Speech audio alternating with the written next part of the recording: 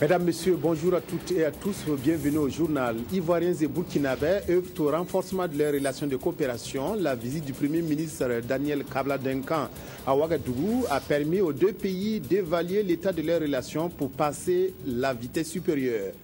Une nouvelle mine d'or en construction dans le Yatenga, la mine de Karma de la société True Gold, devrait produire pendant 9 ans environ 29 tonnes du métal précieux. Les prix Galien 17e édition auront lieu ce soir pour récompenser les meilleures œuvres journalistiques en audiovisuel et en presse écrite. Ce midi, nous ferons un zoom sur les journaux Deep People.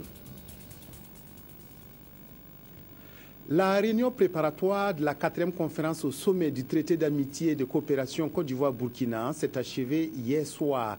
Les deux pays ont fait à Ouagadougou le point des réalisations des projets communs dans les domaines socio-économiques.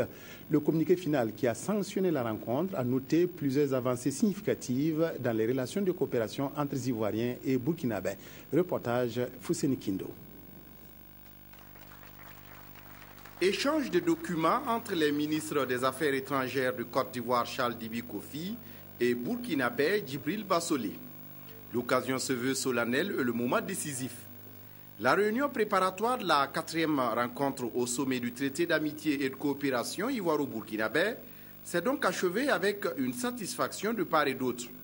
Les grands chantiers communs des deux pays avancent et on note des résultats significatifs, notamment sur la question de l'autoroute Yamoussoukro-Ouagadougou. Les deux parties se félicitent de la mobilisation des bailleurs de fonds pour le financement de ce gigantesque chantier.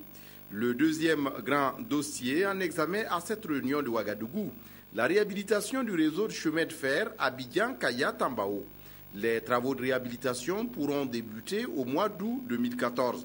Les deux pays mettent la pression sur les groupes Bolloré et Timis pour accélérer les choses. Et pour ce qui concerne la fourniture de l'énergie au Burkina Faso, la Côte d'Ivoire décide d'accroître son offre de 70 à 80 MW d'électricité d'ici à la fin de l'année 2014. Pour mettre en œuvre ces décisions et recommandations, nous aurons besoin de continuer à adapter l'action de notre alliance aux nouveaux défis du monde.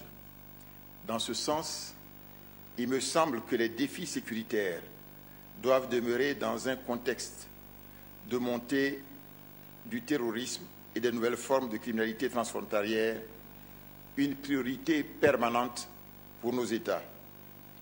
De même, pour maintenir et renforcer l'efficacité du couple ivoiro-burkinabé, notre stratégie doit répondre à cette triptyque: engagement, présence et efficacité. L'engagement, la présence et l'efficacité, c'est en effet le but de ce traité qui vise aussi le développement concerté des deux pays.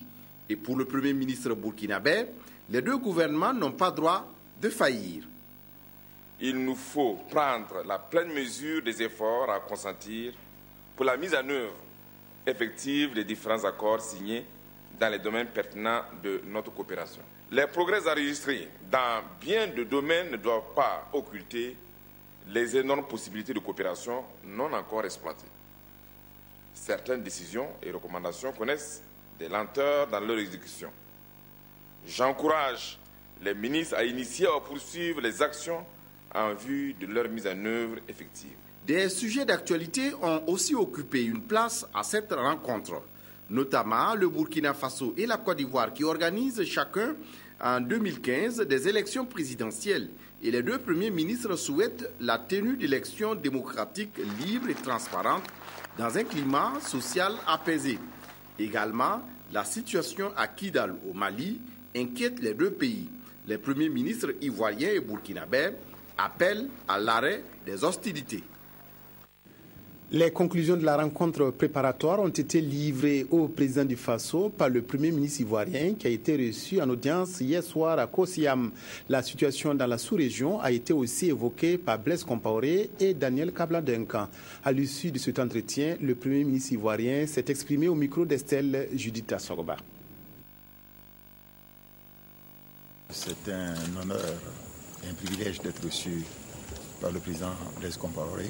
Nous savons qu'il doit voyager demain et donc qu'il ait pris le temps de nous recevoir à l'issue de la rencontre bilatérale entre les deux pays et quelque chose donc de mémorable pour nous.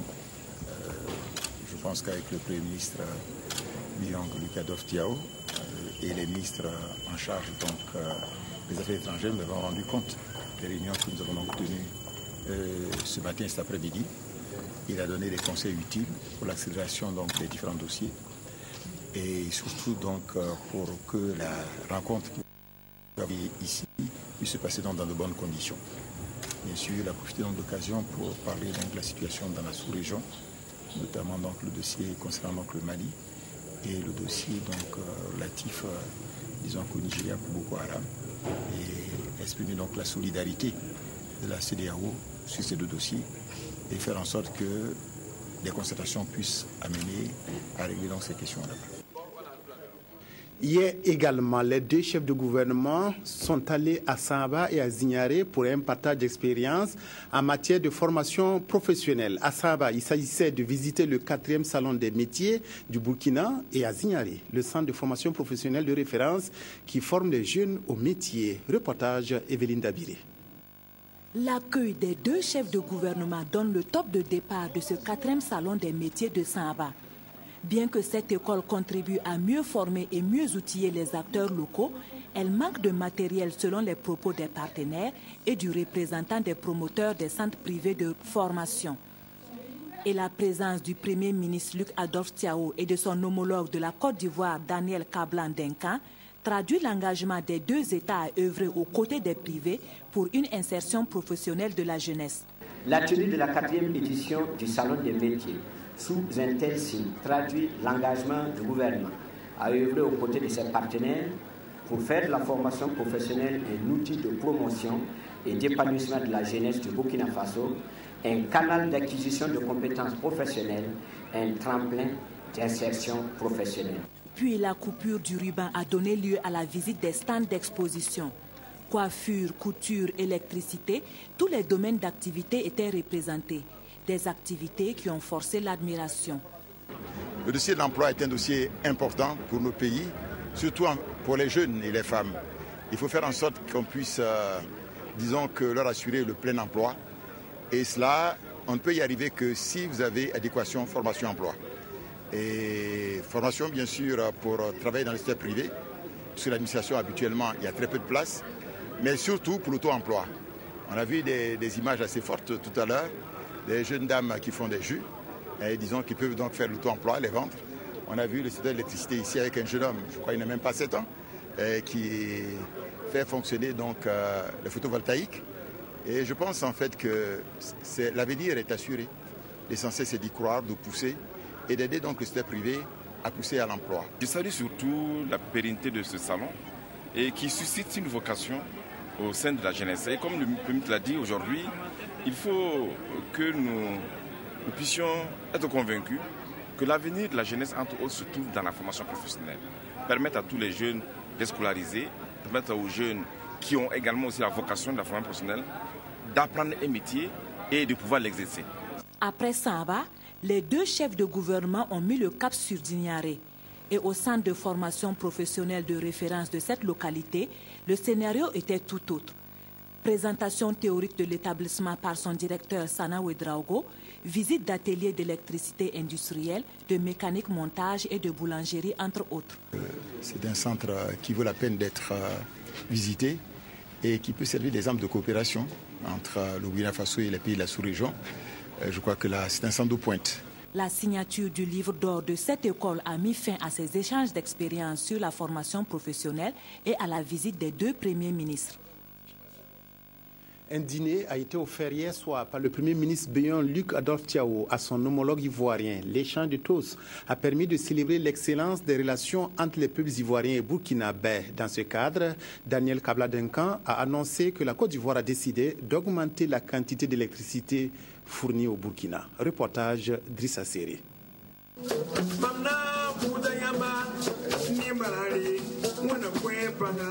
Le Burkina Faso est réputé pour son hospitalité légendaire. La délégation ivoirienne ne sera pas déçue. Ce toast porté par Béon Luc Adolphe Thiaw à l'issue des travaux d'évaluation sur l'état de mise en œuvre du traité d'amitié et de coopération en dit long. Il a voulu à l'endroit de son homologue ivoirien comme la marque des relations chaleureuses qui lient les deux pays.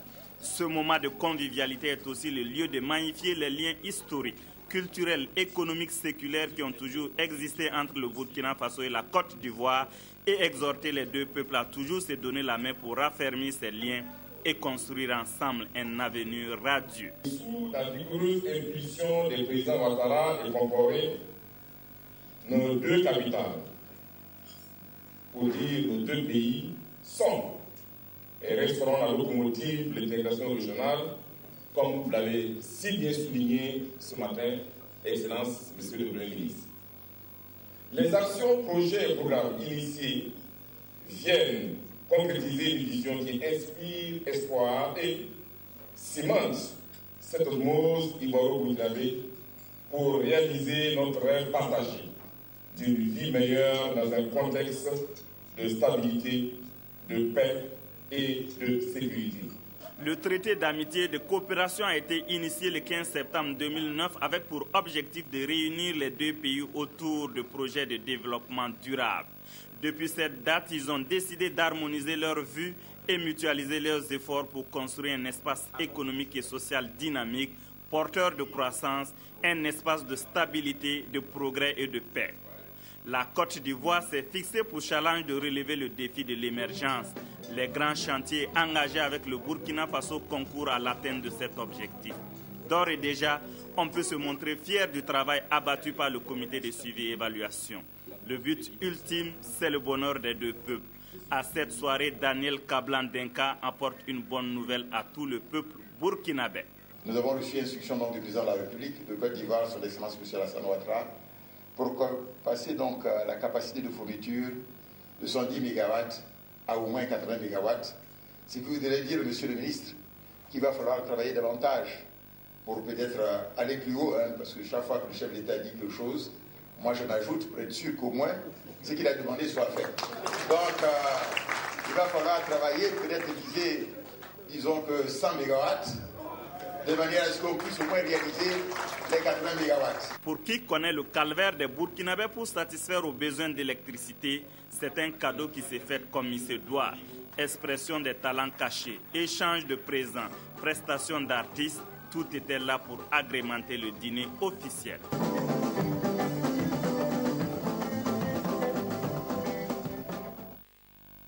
Dans un tout autre chapitre à présent, les travaux de construction de la mine d'or de Karma à Namisigma dans le Yatenga ont été lancés hier.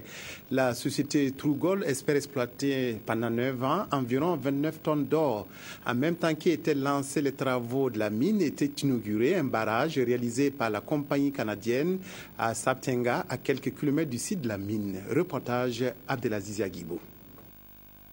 Les premiers pas ont été difficiles certes, mais avec persévérance, la compagnie canadienne Riverstone, qui va plus tard donner naissance à la société True Gold, est aujourd'hui en passe de gagner son pari. Celui de faire du sol de Namisigma là où l'or prend vie. Le voyage d'exploration du métal précieux à travers cette commune rurale du Yatenga a débuté en 2003. 11 ans plus tard, les recherches géologiques révèlent des réserves minières estimées à environ 29 tonnes d'or brut provenant de 5 gisements, avec une teneur moyenne de 0,88 grammes par tonne. C'est la 7e mine industrielle d'or au Burkina qui voit ici ses travaux de construction lancés. C'est 9 ans de durée de vie, je pense que c'est tout un symbole. Nous ne sommes pas seuls, on est entouré de plein de départements ministériels, chaque département ministériel a sa tâche. Et aujourd'hui, le travail, c'est de renforcer la capacité de ces gens-là pour qu'ils viennent assurer le contrôle régulier de ce qui se fait sur le terrain et rappeler à l'ordre les uns et les autres. L'exploitation de la mine de Karma va générer en termes de recettes à l'État plus de 121 milliards de francs CFA. Plus de 500 emplois seront créés pendant la phase de construction et 375 durant la production. Un de nos objectifs forts, premiers objectifs, c'est de travailler de façon en collaboration avec tous les acteurs au niveau du Burkina Faso. Nous sommes engagés à être des citoyens socialement responsables et à être aussi des bons voisins. Engagement qui s'est traduit par plusieurs actions déjà menées au profit des communautés locales. Reboisement, réfection de routes, de salles de classe, de logements d'enseignants, et réalisation de forages. Au début, on a eu quelques difficultés, mais au jour d'aujourd'hui, je pense que les difficultés sont aplanies et le conseil municipal est en train tout simplement de concevoir un programme de développement qui va inclure les retombées que nous espérons de la mine. Au nombre des acquis, ce barrage de plus d'1 million de mètres cubes réalisé par la société. Un barrage d'un coût d'environ 900 millions de francs CFA qui déjà fournit de l'eau aux communautés locales. L'année prochaine, il va servir et à la mine et aux populations riveraines. Ce site de barrage se retrouve dans le répertoire que nous avons parce que nous avons un répertoire de sites potentiels de barrage. Et maintenant, chaque année, en fonction des moyens, nous programmons la construction des barrages. Et vraiment voir que cette société-là nous aide dans cette province-là à avoir déjà ce barrage, c'est vraiment une occasion de leur dire merci. Pour la coulée du premier lingot d'or, True Gold donne rendez-vous en 2015. Un moment tant attendu par les acteurs de développement du Nord qui émettent le vœu de voir le projet minier de Karma contribuer efficacement à construire une économie régionale forte et prospère. Un mot de politique à présent, le Front républicain s'est élargi de 12 nouveaux partis. Ces partis ont été présentés hier lors d'une conférence de presse à Ouagadougou. Ce fut une occasion pour les premiers responsables du Front de faire leur lecture de la situation nationale à travers les conclusions de l'Assemblée générale qui s'est tenue à cet effet. Claudine Bikaba. Ces 12 formations politiques sont désormais à bord du navire du Front républicain, déjà fort d'une 50aine de regroupements politiques. C'est naturellement avec un sentiment de fierté par rapport à nos idéaux que nous accueillons l'arrivée au sein donc du Front républicain d'une douzaine de partis et formations politiques qui sont donc sur le champ politique national et qui ont décidé, après analyse et après avoir respecté et rempli les conditions exigées par les textes du Front républicain. C'est difficile d'en rajouter à ce que le président a dit. Il était clair sur le sujet. Nous sommes d'autant plus heureux que notre pays se trouve dans une situation de crise, je dirais même d'agression à la Constitution. Or, la Constitution, c'est la loi des lois. C'est la loi qui organise nos relations politiques, économiques et sociales. Lorsqu'elle est agressée, il y a un devoir patriotique et républicain à tous les citoyens de se mobiliser. Accueillis par les premiers responsables du Front républicain, les nouveaux adhérents se disent convaincus de leur décision et entendent poursuivre inlassablement leur combat pour la propagation des idées que défend le Front républicain. Pas maintenant que nous avons rallié le camp du Front républicain parce que nous estimons depuis longtemps que la pratique de la démocratie se passe autour d'un minimum de compromis. C'est ce que stipule notre Constitution. Ça fait que depuis 2011, nous avons toujours pensé que les questions qui divisent et fâchent la classe politique là devaient être solutionnées autour des tables de négociation. Pour le Front républicain, il appartient au peuple de trancher sur les différentes questions qui suscitent des contradictions dans la classe politique burkinabé.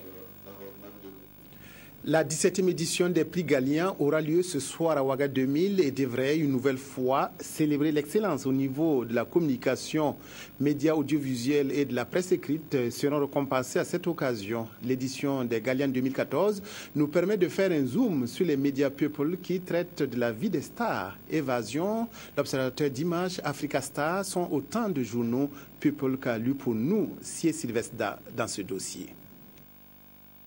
L'Obs, Dim, Évasion, Africa Star, Oxygène sont des journaux culturels appelés aussi médias people ou médias traitant des célébrités. Il faut donner aussi l'opportunité aux gens de s'occuper d'autres choses que de l'activité politique, l'activité administrative. Et ça, c'est le week-end où vous pouvez ouvrir un journal qui vous parle de culture, qui vous parle de vedettes, qui vous parle d'idoles, qui vous parle vraiment du divertissement. On a besoin de ça aussi. L'histoire nous enseigne que la plupart de ces journaux-là ne durent pas. Ça ne dure pas. Parce qu'au Burkina, d'abord, le showbiz n'est pas trop développé. Et la culture même des artistes, de jouer aux stars, la starmania, si on peut parler comme ça n'existe pas. Et tout de suite, si vous commencez à écrire, vous pouvez toucher la sensibilité des gens. Mais de façon générale, ils font ce qu'ils peuvent. Jadis l'apanage des pays occidentaux, ces médias sont donc aujourd'hui une réalité au Burkina. Parmi ces journaux, pour la plupart des périodiques, l'Obsdim est l'un, sinon même le pionnier. Sa création remonte en 1995. Et on s'est dit, bon, pourquoi ne pas trouver quelque chose qui va relaxer les gens, qui va déstresser les gens le week-end. Et c'est en cela que l'Observateur Dimanche est né. Dans leurs publications, les journaux People traitent de l'actualité culturelle et de la vie des personnes publiques sous forme d'articles de presse courts. L'accent est mis sur la photographie et les titres accrocheurs. Ils abordent également les problèmes sociaux. Évasion et puis l'Observateur Dimanche, c'est d'abord là, il y a quand même des professionnels. Dans les autres journaux, ils ne sont pas tous professionnels. C'est des gens qui sont arrivés comme ça, sur le tas. Quand vous lisez ces journaux, il y a des insuffisances. C'est vrai, même nous, à la télévision, il y a des insuffisances. Même dans les autres quotidiens, il y a des insuffisances. Mais chez eux, c'est plus criard. Tout ce qu'ils font, tout est bien. Quand on parle d'un artiste, tout est beau. Voilà. Et souvent aussi, on s'attaque à la personne, à l'intégrité physique de l'artiste. C'est pas bon. Il y a aussi des titres qui laissent à désirer. Tant bien que mal, les médias People essaient à travers les différentes rubriques de répondre à l'attente de leur lectorat, composé essentiellement de jeunes et de femmes. Ça permet à beaucoup de personnes vraiment de savoir ce que c'est que souvent la beauté, s'entretenir et puis avoir aussi des informations sur certaines stars. Si on prend Trace comme ça, Trace, ça ne parle pas des artistes africains, notamment ceux du Burkina Faso. Ça parle plus des artistes qui viennent d'Amérique, des autres pays en tout cas. Mais nos artistes, on n'en parle pas trop. Maintenant, alors que dans nos journaux, souvent, on nous parle de nos artistes, surtout des artistes africains. Donc moi, je trouve que c'est bon. Certains de ces journaux sont portés par des groupes de presse. C'est le cas de l'Obsdim, édité par l'Observateur Palga, et d'Évasion, qui est une production des éditions Les Pays, ce qui permet leur régularité et leur pérennité. D'autres, par contre, sont créés par des individus.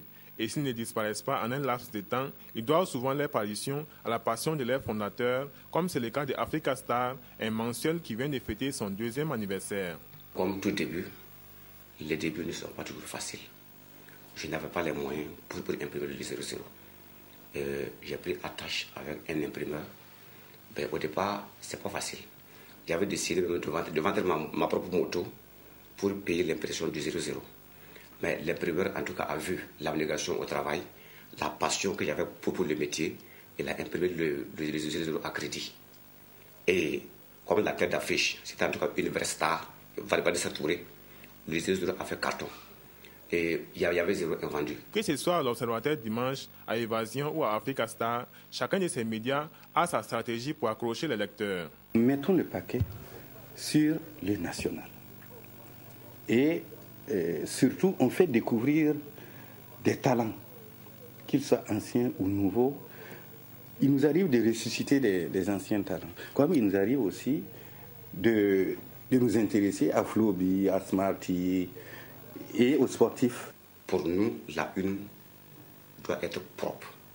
Et si vous lisez ce que nous faisons, si vous regardez les images que nous renvoyons à nos lecteurs, il n'y a rien à dire. Après avoir quand même récolté les informations, on essaie quand même de voir qui mettre en exergue, qui mettre à la une. Le challenge pour les journaux People burkinabés est de paraître régulièrement. Ils ont comme perspective l'amélioration progressive de leurs publications selon les désirs des jeunes et des femmes, les publics cibles. Les femmes du Burkina joignent leur voix à celle des autres femmes du monde pour exiger la libération des lycéennes nigérianes enlevées par la secte islamiste Boko Haram. Hier, une marche silencieuse s'est déroulée à travers les artères de Ouagadougou pour condamner ce rapt. Elle a été marquée par la remise d'un mémorandum à l'ambassadeur du Nigeria au Burkina. Reportage Aboubakar Sagnon. Elles marchent en silence pour se faire entendre et témoigner de leur solidarité aux familles et aux 223 lycéennes enlevées à Chibok dans le nord du Nigeria par la secte Boko Haram. Rien que se mettre 1 minute à la place de ses parents nous écœure, on ressent vraiment une douleur. Donc vraiment nous appelons vraiment la communauté internationale à vraiment agir pour pouvoir nous aider à libérer ces filles-là. Cette manifestation de soutien est la première au Burkina Faso depuis le kidnapping des filles le 14 avril dernier. Les marcheuses qui arboraient des foulards violettes, couleur des Nations Unies pour la lutte contre les violences faites aux femmes, sont parties de la place de la Nation au rond-point des Nations Unies où elles ont remis un mémorandum à l'ambassadeur du Nigeria au Burkina Faso. Ce qui se passe dans l'état de Borno au Nigeria nous concerne également, nous, filles, femmes et hommes du Burkina Faso. Nous condamnons fermement l'enlèvement et la séquestration des lycéennes par la secte Boko Haram. Nous refusons qu'au nom d'une idéologie politique ou d'une religion, des individus décident de maintenir des filles dans l'ignorance et l'obscurantisme. Nous exigeons leur libération sans condition et la réouverture des écoles pour permettre aux enfants du nord du Nigeria de poursuivre leurs études en sécurité. Le diplomate nigérian a salué l'initiative de l'Association et coordination des femmes du Burkina Faso. David Bala a rassuré que son pays, avec le soutien de la France, de la Grande-Bretagne, des États-Unis et des pays voisins du Nigeria, mettra tout en œuvre pour obtenir la libération des filles et mettre fin aux actes terroristes de la secte islamiste Boko Haram. Sport, la Fédération burkinabé de volleyball a enlevé une épine dans le pied des équipes de la balle au filet. Elle a acquis un quart de 35 places pour permettre le transport des volleyeurs lors des compétitions concernant les équipes nationales. La réception de ce quart a eu lieu hier soir au stade du Katout d'Abakini. Le bureau exécutif de la Fédération burkinabé de volleyball vient d'atteindre un de ses objectifs. Il a obtenu un quart de 35 places assises d'une valeur d'environ 11 millions de francs CFA. Un joyau qui viendra, à n'en pas douter, faciliter le transport des équipes de volleyball et celle des autres équipes sœurs qui viendraient à faire la demande. L'acquisition de ce quart a été rendue possible grâce au soutien de tous les amoureux du volleyball. Le déplacement était une équation très difficile à résoudre quand nous avions des compétitions et nous pensons qu'à partir de maintenant, le problème ne se posera plus. Le ministère des Sports et des Loisirs a salué cette démarche et souhaité que ces genres d'initiatives puissent se multiplier au grand bonheur du sport national. Le département chargé des sports ne peut que s'en réjouir. Les fédérations sont nos partenaires dans le sport. Et lorsque, par leurs initiatives, ils arrivent à obtenir des moyens, nous pouvons que les féliciter. Je crois que c'est un gros souci de moins.